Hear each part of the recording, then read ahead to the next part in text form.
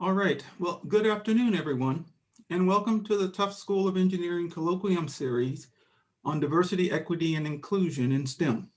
I'm so glad that you could join us today. My name is Chris Swan, and I am the Dean of Undergraduate Education in Tufts School of Engineering and Associate Professor in the Department of Civil and Environmental Engineering and in Tisch College of Civic Life. The goal of the Colloquium series is to highlight exemplary efforts in diversity, equity, and inclusion by individuals in engineering, as well as others in STEM fields. In November, our very first speaker in the DEI Colloquium series was Dr. Gilda Barabino, president of Olin College. Dr. Barabino led our discussion on a variety of topics, including civic engagement within the community, her own experiences, and how she has led diversity, equity, and inclusion efforts within university settings. In a few moments, we will be introducing today's speaker, who will lend another perspective and share his experience and expertise in developing and increasing diversity, equity, and inclusion in STEM fields. For everyone participating in today's colloquium, I would like to let you know that this session will be recorded and it will be posted on the School of Engineering's website for those who are not able to join us live this afternoon. Closed captioning will be included both during the live session and in the recording. If you don't see the closed captioning happening now, you can click on the custom live stream button in the upper left corner, and then you can see that streaming captioning happening in a separate window. I ask that you please mute your microphones and remain muted during the presentation. But the chat has been enabled so that you may type in comments and questions that can be addressed during our Q&A period near the end of the presentation. Now I'd like to turn it over to Dr. Elise Lamott, Director of the Center for STEM Diversity, to introduce today's speaker. Elise, the Zoom floor is now yours. Thank you very much. Good afternoon, everyone. Once again, we want to welcome you here to the second installment of our exciting new colloquium series on diversity, equity, and inclusion in STEM. And right now, I want to take a few minutes to introduce Dr. Karl Reid to you all. For more than 2 decades, Dr. Karl W. Reid has been a leading advocate for increasing college access, opportunity, and success for low-income and minority youth. Dr. Reid was appointed Executive Director of the National Society of Black Engineers, NSBE for short, in 2014. He came to NSBE from the United Negro College Fund and from positions of progressive responsibility to increase diversity at the Massachusetts Institute of Technology, MIT. Dr. Reid holds a number of leadership positions in collective efforts dedicated to STEM and diversity, equity, and inclusion, including the DC STEM Council and Advisory Council and Cabinets at the University of Michigan and at Harvard University. He is also a founding member of the 50K Coalition, which is a national effort to produce 50,000 diverse engineering graduates annually by 2025. Dr. Reid earned his undergraduate and master's degrees from MIT in Material Science and Engineering and his doctorate of education from Harvard University. And just on a personal side note, I had the opportunity to meet Dr. Reid when we were both in undergraduate while he was at MIT and I was at Northeastern University. And it has been so exciting to just watch him grow into the leader that he is today. So without further ado, I want to invite you all to get ready to hear from the Executive Director of the National Society of Black Engineers, Dr. Karl Reid. So Karl, I'm passing the floor over to you. Thank you, Elise.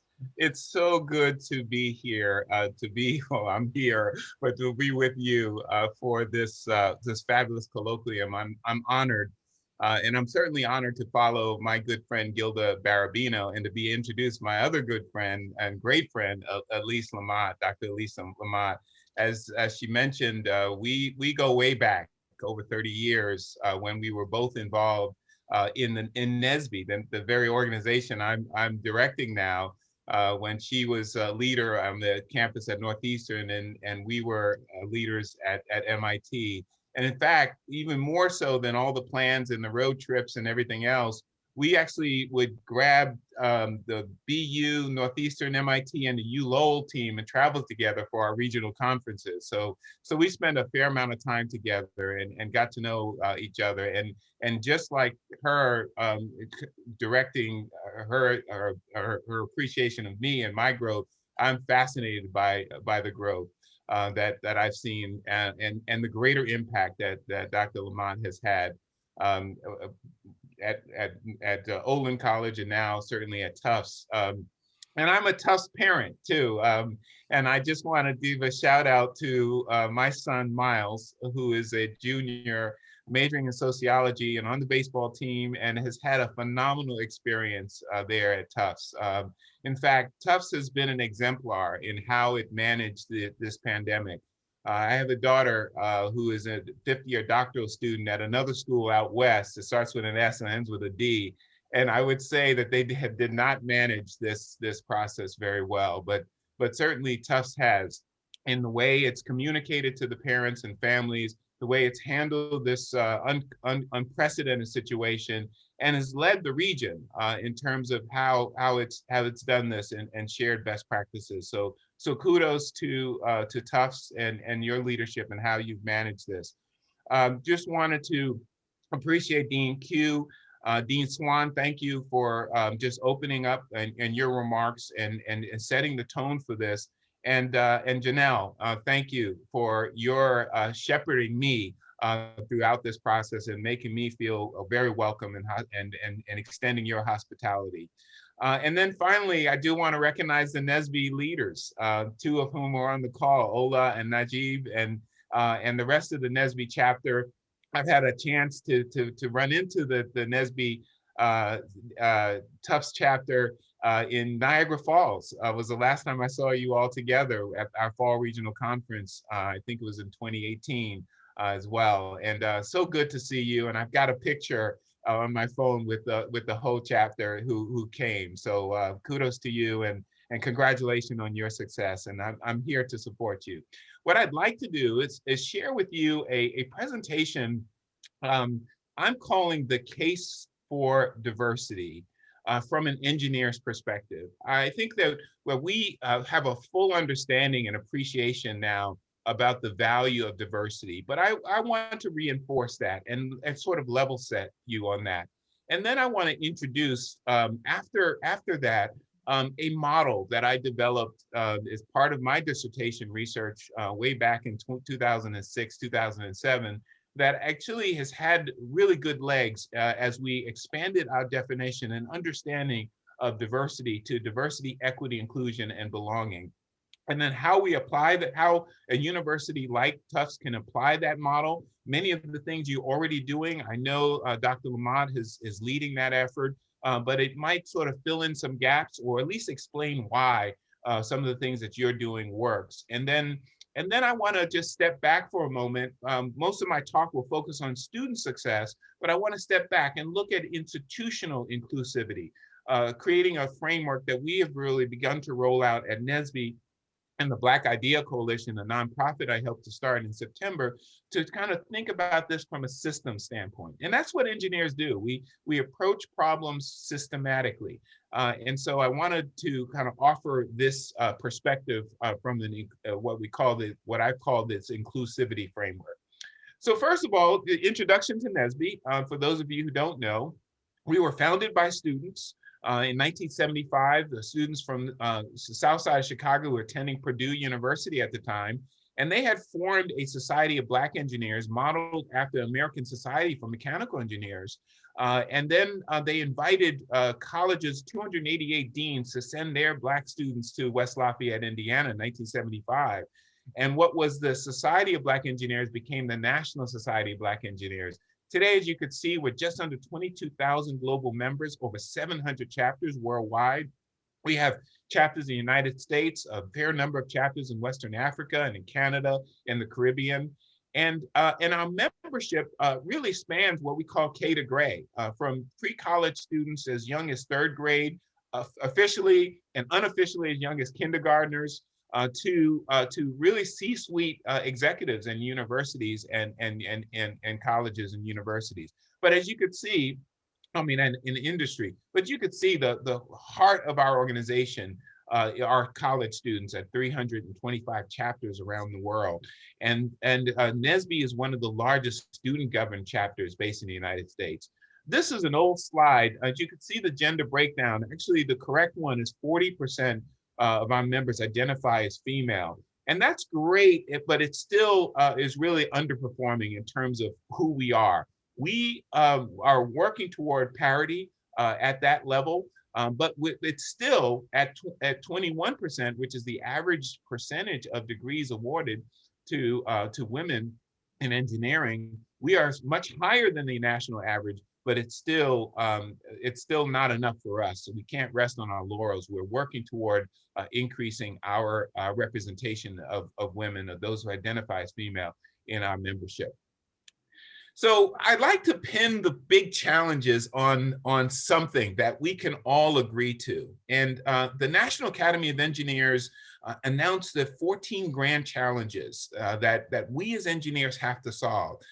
You could use the National Academy's grand challenges, or you could use the 17 UN sustainability goals established.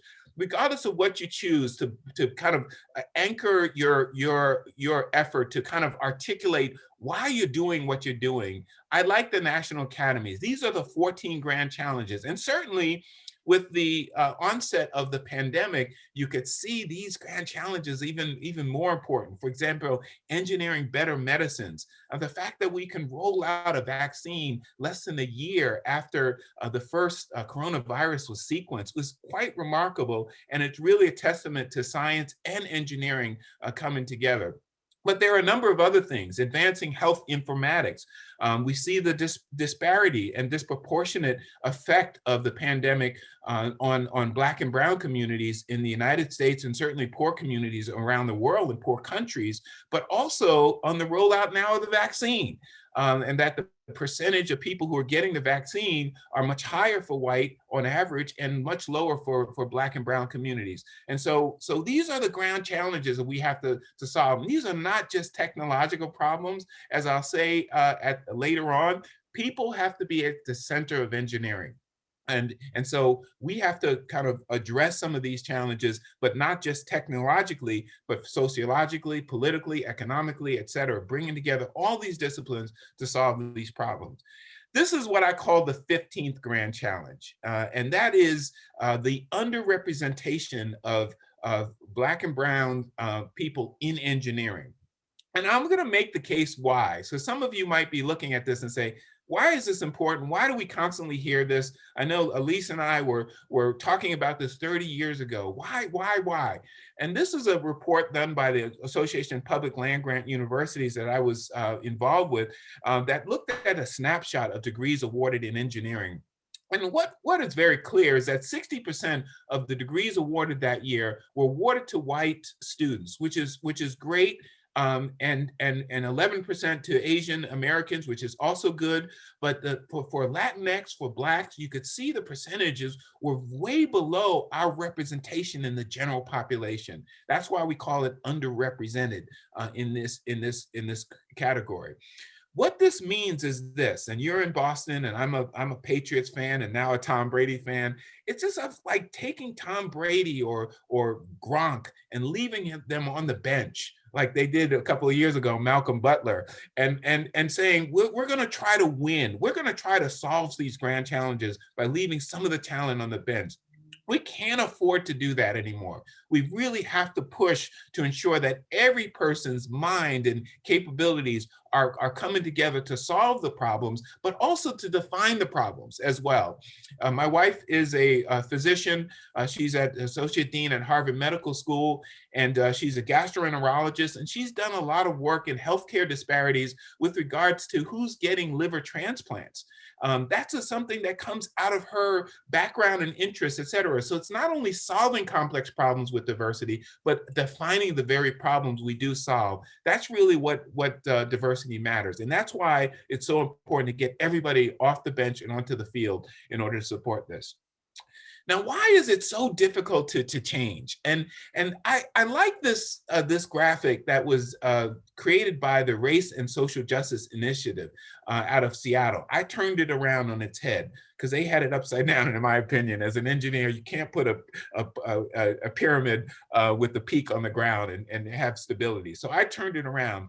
And here's why I turned it around, because it defines racial inequity, racism, at the individual, the institutional, and structural levels. And we can quibble over the definitions, but I want to share with you why this is so difficult and why this is such a distorted pyramid. And I'll explain in a minute. So first of all, individual inequity is when we bring prejudgment or bias or stereotypes and generalizations to a group or an individual based on their race, right? White men can't jump, Black people are not smart, or gender, you know, in terms of women are emotional, or whatever the stereotypes are, we bring those biases to us. And those biases, both explicit and implicit, are shaped by our culture, but they also influence our behaviors and our attitudes toward individuals. And there's a lot of research that's done, and I'll point to a reference that'll help you kind of understand how important this is. These individuals who have these biases form institutions and form policies and practices that work both, and in many cases, unintentionally or inadvertently, to benefit white people at the detriment of people of color. So there are institutional factors that prevent certain people from having success and other people from actually getting a bonus in that success. That's where institutional inequities occur. And then the third area, of course, is a deeper area and a much more difficult one. And those are structural or systemic inequities. So you hear people talk about systemic racism, systemic inequities. That's really where this is. And the reason this is so, this graphic is so distorted is because the structural inequities go down for 400 years. They're the interplay of policies and practices and programs that occur within the context of a racialized historical and cultural conditions. And so everything, every sector of our society is influenced by these kind of structural inequities, whether it's voting and the criminal justice system, how healthcare is applied, where healthcare facilities are located, employment and housing, land, the way land was allocated, and all that sort of rolls up into a system that was created by our Constitution. So if you want to read the Federalist Papers, you'll see that not only did they benefit men over women, but the Federalist Papers were all about protecting the opulent of the minority against the majority. And the opulence of the minority, that's what James Madison wrote in 1787, the opulence of the minority were white males, right? I mean, they were white males. They were not women. They were not people of color. In fact, when the Constitution was written itself, it says the preamble is all men are created equal. African Americans in this country were not men, not to mention Latinx, not to mention any other group, all right? And then of course, our system as a constitution and our economic system as a country was built on this thing called slavery. Think about running a business when you'd have hundreds of years of free labor. You don't have to pay payroll, benefits, or any kind of labor costs at all. You're going to be very wealthy. Your business is going to be very successful because you'll maximize profits. That's what happened in this country. The whole agricultural industry was built on this system of free labor, and there are systems and there are organizations and institutions that have benefited, from the Ivy League colleges to the insurance companies, et cetera, on this system. And so it's very difficult for us to kind of address all of these things if we don't understand what is behind it. And of course, the educational system, which is rations based on privilege, and based on financial privilege and racial privilege and gender privilege and religious privilege, et cetera. All this system, we understand now why we have the disparities there. The good news is, and there's good news, that the conversations we're having, this DEI colloquium and others, and the conversation I had in MIT Lincoln Labs last week, and others, and other organizations, they're having the difficult conversations at the institutional level. And those difficult conversations will lead to changes in individual perspectives, individual biases, both explicit and implicit, as well as kind of begin to dismantle the structures that have reinforced this. Institutional racial inequity is like it's in the air. It's the air we breathe. And the degree to which we are made aware of that and separate what is called systems one thinking, which is reactive, reflexive thinking, to create the systems two thinking, which is when we experience this and a certain bias that we have, and we step back and think about it and apply it, that's really when the structural changes are going to take place and the individual changes will take place. So if you get nothing out of this talk other than this is probably the cornerstone of why we need to do what we have to do in order to address these matters.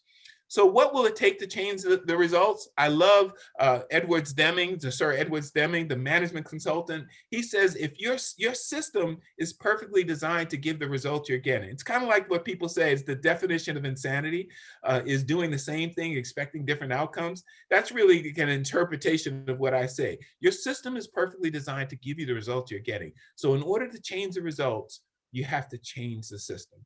And that's really what we're doing at NSBE. We're working with partners to increase remove the barriers, the systemic barriers, increase the number of degrees awarded to African Americans. And then we've built a new partnership with the Society of Women Engineers, Society of Hispanic Professional Engineers, and the American Indian Science and Engineering Society, and 54 other universities and engineering societies and companies working together to actually address the system change necessary to produce 50,000 diverse engineers annually by 2025. We started this process way back in 2015, as you can see on the right.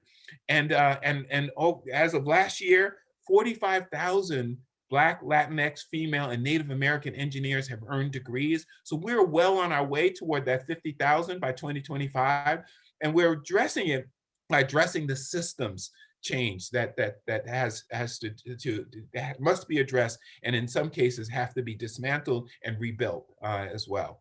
And so then the question is why? Why is all this kind of important?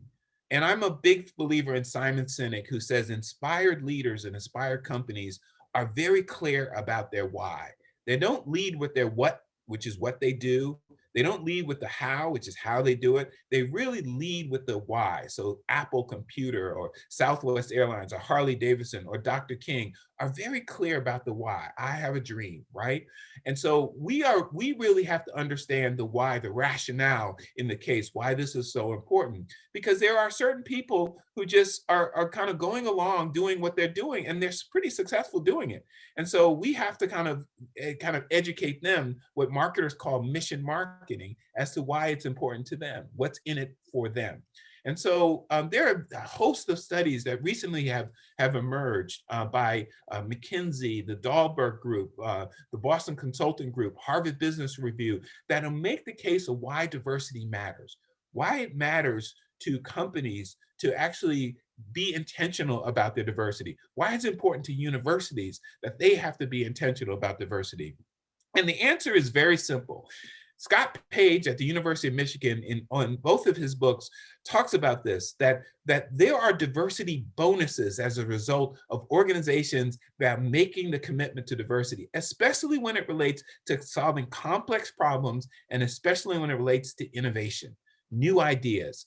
What Franz Johansson says is when you bring together different cultures, different concepts, different disciplines, and bring them together at the intersection, you give birth to new ideas. Think about my discipline, material science and engineering.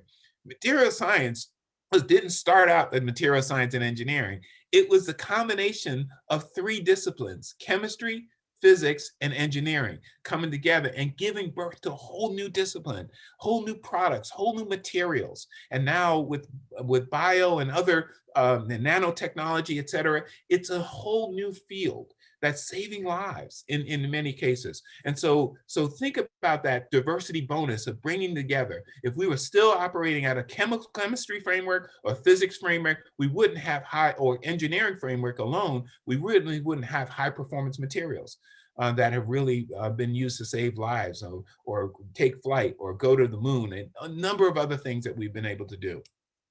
So I like to kind of talk about this and why engineers, right? We are very good at solving problems.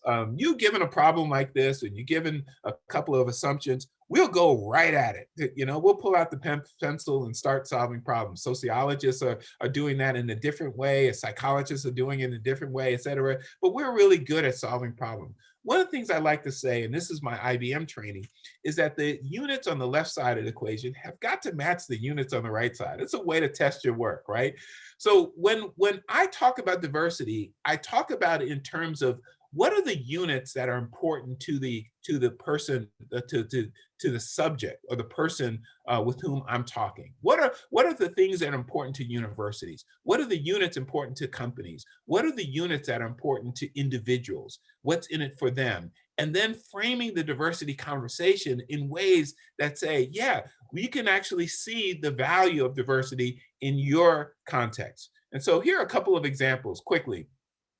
McKinsey has done 3 studies in 2014, 2017, 2019 to show the association between diversity in management and financial performance. In fact, the companies that have greater diversity at the top quartile in gender diversity and or in racial diversity outperform their peer institutions by as much as 25% when it comes to gender diversity and 36% when it comes to racial diversity. Now, whether you say, okay, that's a correlation, not a causation. That's true, but here's a causation.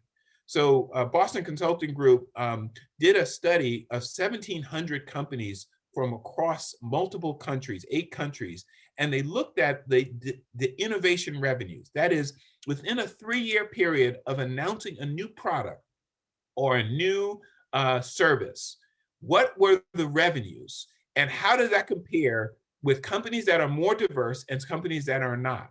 And they found that it was a 19 percentage point difference from innovation revenues for companies that are more diverse versus companies that are not.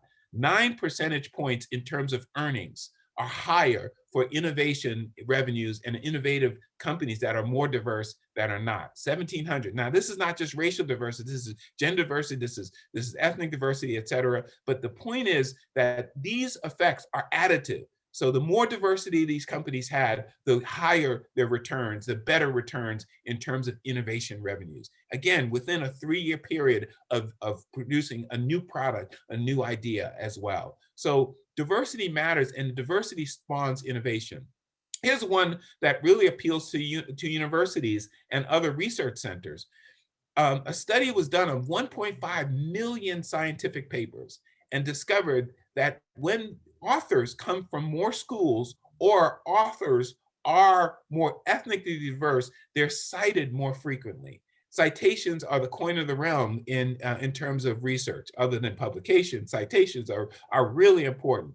And so what this proves is, again, the more diverse the research teams, whether they're coming from multiple schools or they bring ethnic diversity, the more successful those papers are in terms of their being cited by other researchers as well. So again, innovation occurs at the intersection of cultures and races and ethnicities and ideas and disciplines, et cetera, at the intersection, the Medici effect. Now, some of you might say, well, what about, well, this is diversity of thought. And the answer might be, yeah, diversity of thought. You can, you bring different people who have different ways of thinking together. Absolutely. But what Scott Page says is, yes, diversity of thought is an important one. It improves performance on difficult problems in complex environments. That's the case.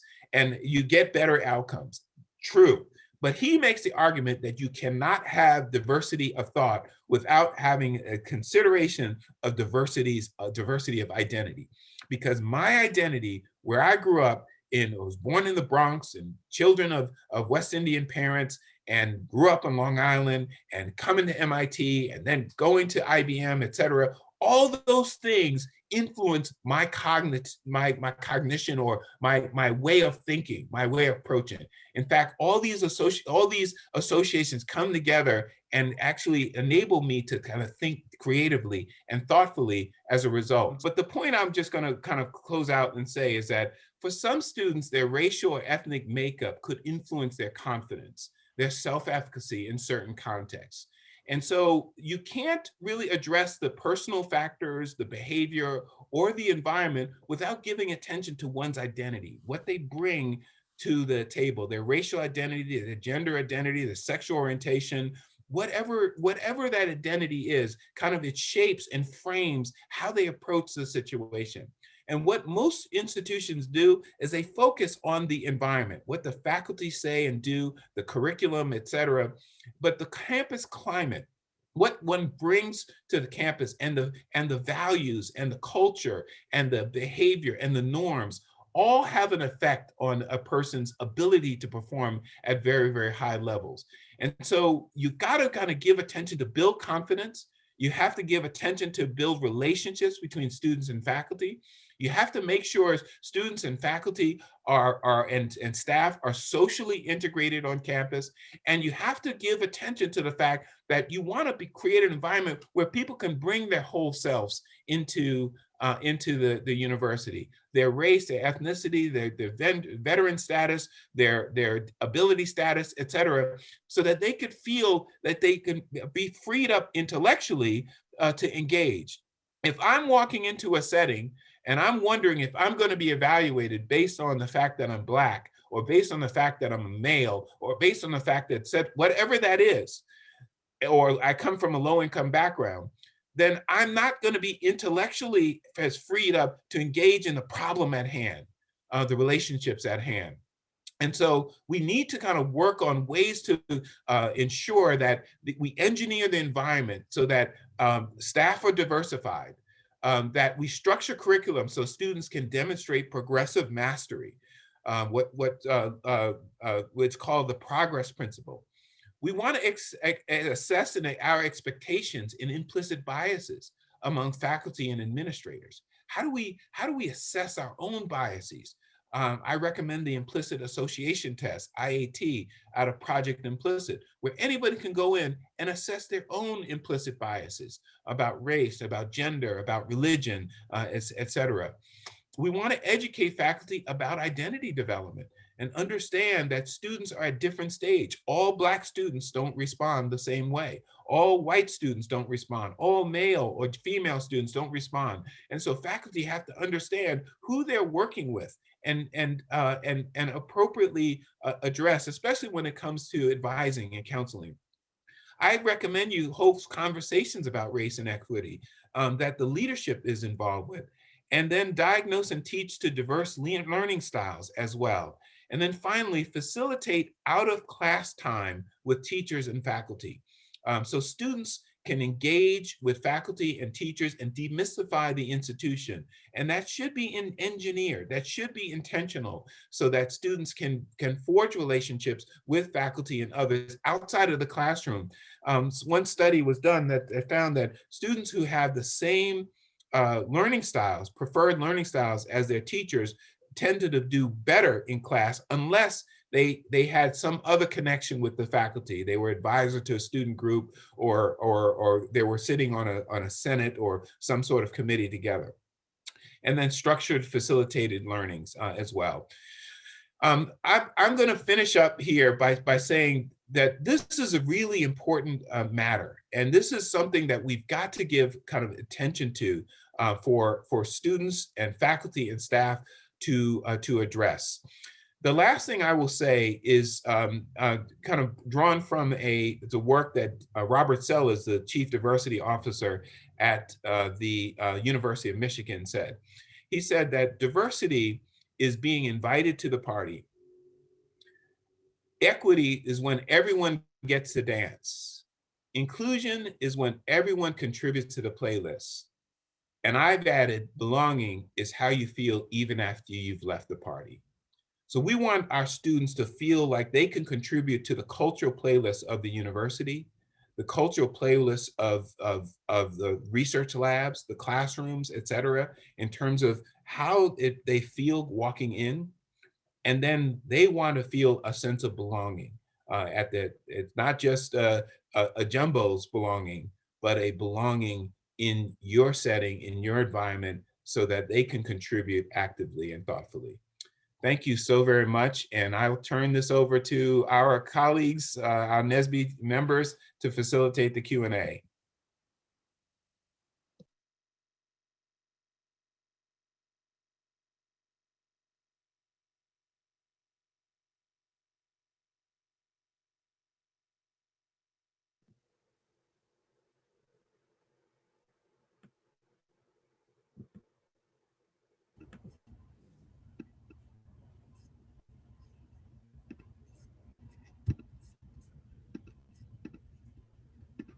Thank you so much. Let me pass this over to our students, Ola and Najib. Yeah, thank you so much, Dr. Lamont. And thank you, Dr. Reid. That was a really powerful quote at the end. Inclusion, really belonging. That's powerful. I think that means a lot. That really spoke to me, especially like being, like an engineer, in a predominantly white institution. That was really powerful. Like how much that means, especially when you left the party. That was powerful. We'd like to start with questions for the audience members submitted ahead of time. And if time permits, we can take live questions via the Zoom chat box. So you guys can enter it in. I'll pass it off to Najib. So as we discussed earlier, Dr. Reid is a founding member of the 50K Coalition, which has an initiative of producing 50,000 diverse engineering graduates annually by 2025. Dr. Reid, could you tell us more about how Tufts can be a part of the 50K project?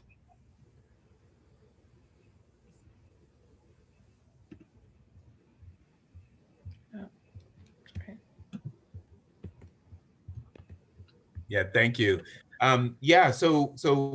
We just received a very large grant from the Clark Foundation to actually grow the 50K over the next 3 years from 60 members to 160 members. That's the plan. And so we've just hired our director.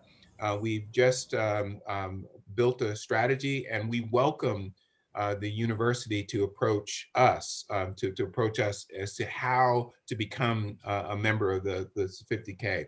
What we ask for is the university choose one of two areas based on the things that you are doing and you like to share with others. One is the community college linkages. A significant number of students of color and women are in community colleges, and some colleges don't do a very good job of connecting between 2 and 4 year colleges. And so there's an effort that's building the pipeline of community college linkages, and another effort is building to ensure that students who are in college are successful. We call it Undergraduate Student Support and Retention, or USSR. And so we ask that a college join, or a company, or an association join and choose one of those two areas to contribute. And it's just a matter of a commitment letter that says we want to be a part of the 50K Coalition, and then we'll onboard the university and make it a part of it. Gotcha. Awesome. The next question is, what should primarily white institutions like Tufts be doing to promote diversity, equity, and inclusion? Yeah, I think that, and one of the slides I was going to show shows that very thing. So first of all, diversity is a means to an end, right? Diversity is the first step toward what I call Dr. King's dream of inclusive excellence. The I Have a Dream speech is a dream about inclusion. And so diversity, you need diversity in order to have the meaningful interactions that occur in order to mitigate our own implicit biases and create a more inclusive culture. So the first step is to be intentional about recruiting faculty, staff, and students of color and gender diversity in the institution. When I was at MIT, we ran a program called MITES, the Minority Introduction to Engineering and Science, for rising high school seniors. That program's been around since, and NSBE has been around 1975. 40% of those students come back to MIT. And these are students who wouldn't have considered a place like MIT and probably wouldn't consider a place like Tufts University. And almost 100% of them graduated on time. So they had a great deal of success from low-income first-generation communities. So it's the intentionality of those kinds of things are critical. MIT had a visiting for faculty program, visiting professors program called the MLK visiting faculty. Many of the faculty in that decided to stay or share their experiences with others who decided to apply. So there are structural opportunities that create the pathway for these types of things to occur. But then once they're there, making sure that the climate is such that people don't leave.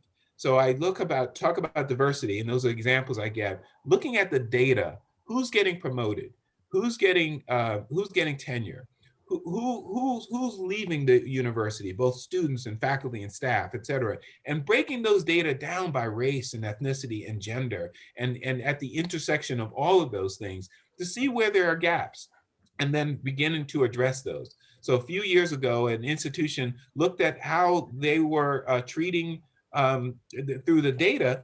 They found out that women faculty were feeling a little more toxic environment than the male faculty. They decided, once they had the data, they decided to start addressing it. So I think is once you have the data, and you should be dispassionate about the data and looking at where the gaps are, addressing it. That's the equity. And the last thing is, I really believe that every institution should have mandatory and structured implicit bias training so that we know where our implicit biases are. Ohio State calls it the equal opportunity virus. We all have it. Where are our implicit bias and how that plays out? And then also anti-racist training. Because it's not good enough to be a non-racist. Most of us on our call, most of us well-meaning people say, I'm not a racist. What Abraham Kennedy says now is that we really need to be actively, intentionally about becoming anti-racist. So just being an assimilationist, for example, I'm all about assimilation, that's not enough. He makes a case that that is actually a racist perspective because we're assimilating to what, right? We assimilate to some model of acceptance that's usually white and male. So the question is, how do we create an anti-racist institution in order to ensure that students and faculty and staff feel a sense of belonging? And it's intentional. It's called the infinite game that Simon Sinek calls. It's a long-term process, but it's a process of intentionality, looking at diversity, equity, and inclusion.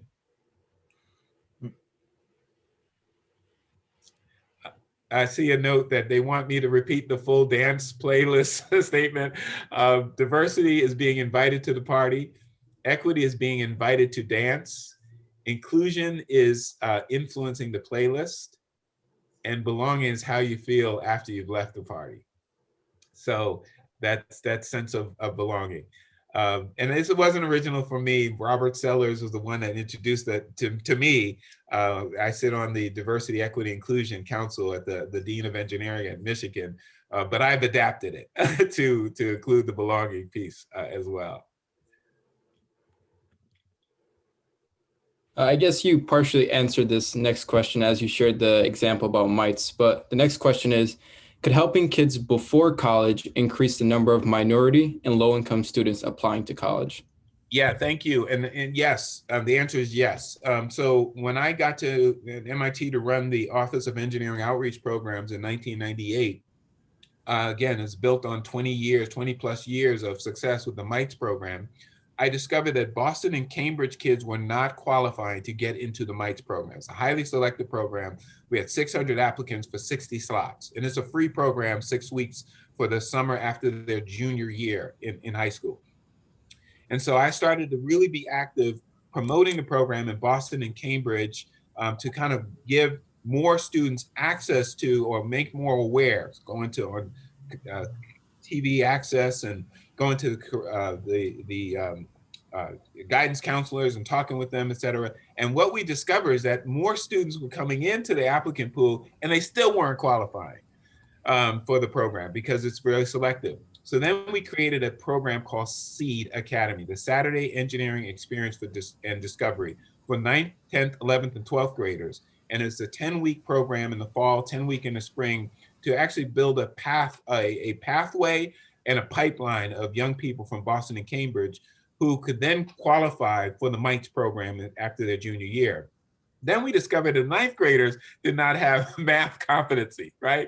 They didn't know how to use, they didn't use how to use calculators. They didn't know, they weren't good at fractions and decimals, et cetera. So then we started the STEM program, summer program for middle school students. And so we had then a pipeline of 5th through 12th graders coming through those programs. At the top level, we had about 350 students in that pipeline. It only scratches the surface of the real systemic problems in Boston and Cambridge and Medford and other places, but at least those students were then creating opportunities. Many of them would come to MIT, another 20% or so would go to one of the Ivies, and then a good number of the students would then go to their state Ivies like Michigan and Berkeley and UT Austin, et cetera. So I think that model is an important model. It's an expensive model. I got it funded usually from donor dollars from alumni and foundations and others, but it's a great model. And I think that you can actually change the face of the student population by being more intentional about exposing young people to engineering, building their competency in math and science, and then exposing them to your university. Same model, by the way, for faculty. The same model for faculty, especially postdocs and early career faculty. Gosh, thank you for that. And on the other side of the coin, where do you see changes for the better for STEM professionals of color? What was that question?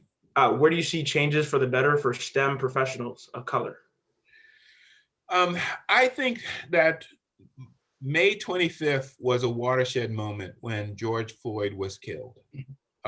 It was a watershed moment for many of us, and for people of color, as well as for our white allies, because it was a wake-up call that systemic racism and the dehumanization of African Americans was on display in broad daylight.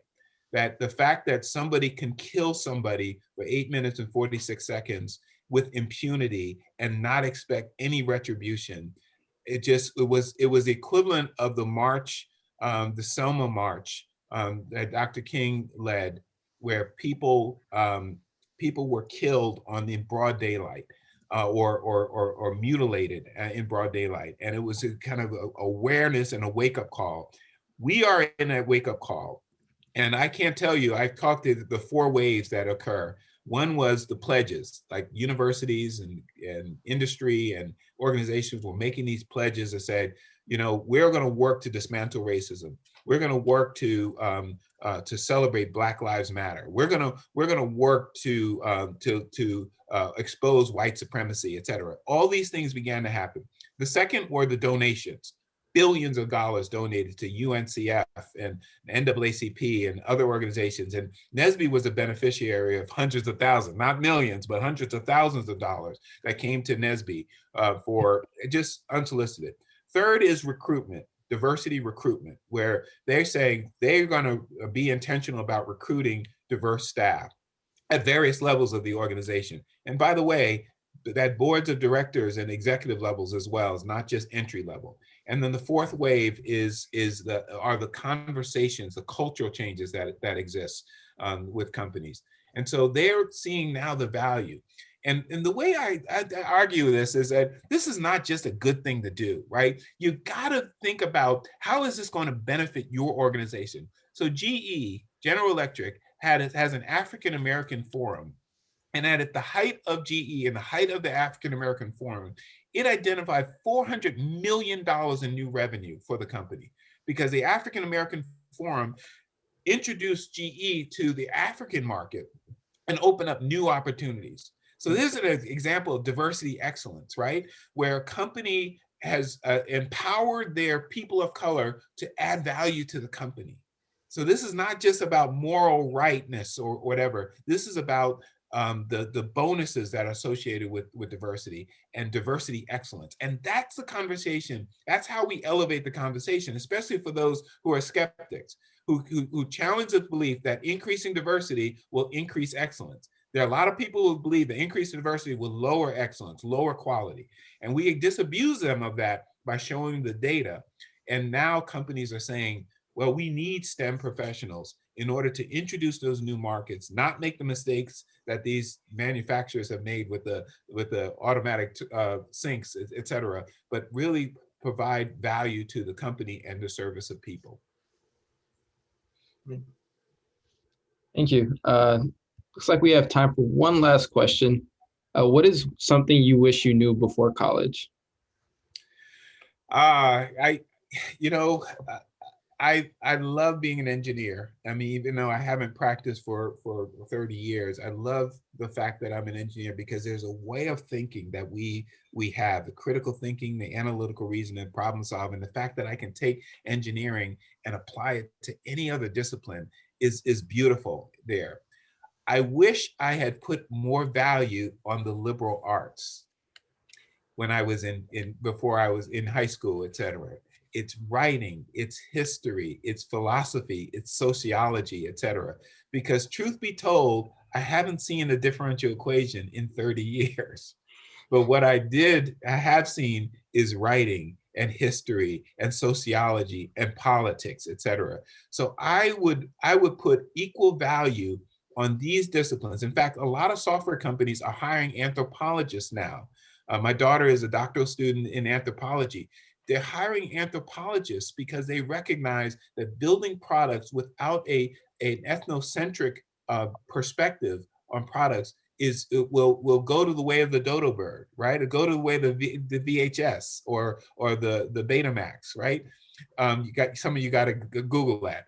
So building products that really serve people is key, and having a knowledge of history and sociology and politics, et cetera, is key. And I wish I put value on that. I ultimately became a better writer. It took me several years to do that in my doctoral program, but certainly that's what I wish I had known. I would have been much more accelerated now. When I look at my son, Miles, and his education and how much of a better writer and aware of literature that I ever was and really may ever be, I can imagine where I would have been if I had that exposure and the motivation back then.